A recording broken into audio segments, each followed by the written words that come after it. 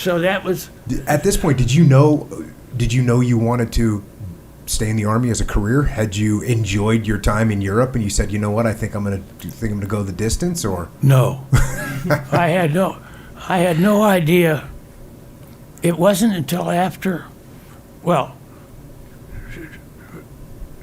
very quickly,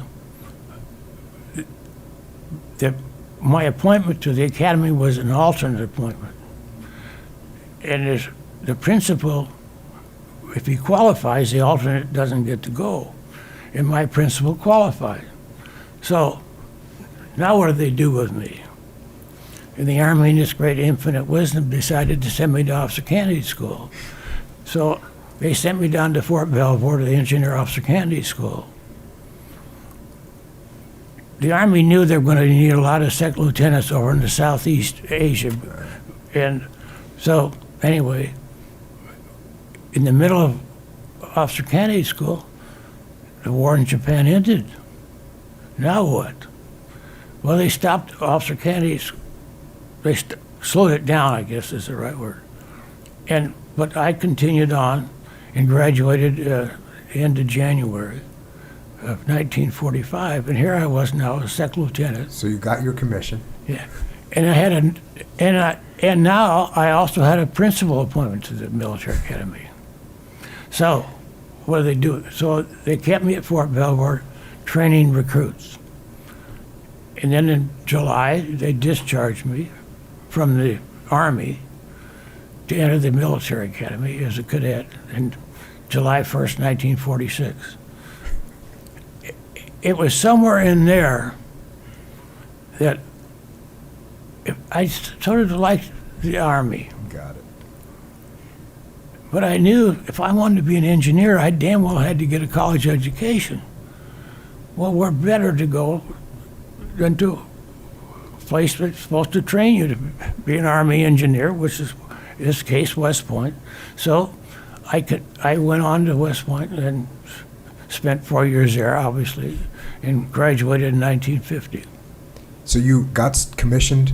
They took your commission away for 4 years. You got, and then they gave it back to you at the end of 4 years. The only rank I've ever had was in the Army was twice was second lieutenant. Yes, that's right. So, and West Point at this point is being run by just all World War II veterans, I'm sure. Yes, in fact,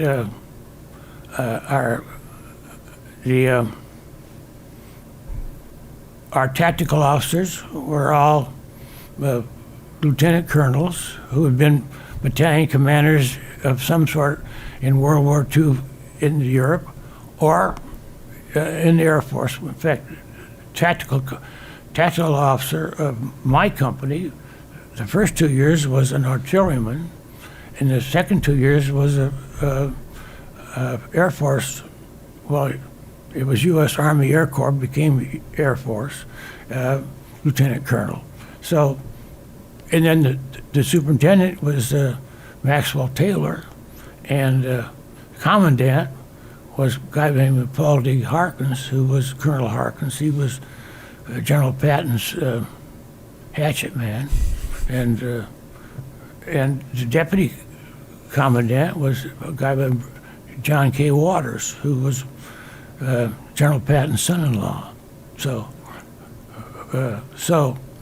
they were all World War II veterans, yes.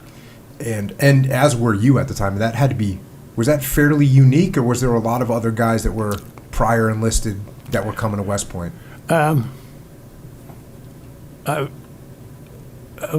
my class, who started, about 1,100 of us, I would guess several hundred were veterans of some sort. Navy, Army Air Corps, yes. I would say about 200 to 300. I don't remember exactly. Yeah. Now, when you're going through West Point, the war ends. Is war on the horizon for you, or did you guys have an attitude kind of like, well, we're going to go and be peacetime Army officers for the next however many years? Or did you see trouble brewing? No, saw no trouble brewing. I mean, I don't think anybody really foresaw what was going to happen in Korea. In fact, the only thing that was trouble, if you would, was the Berlin airlift happened while we were cadets.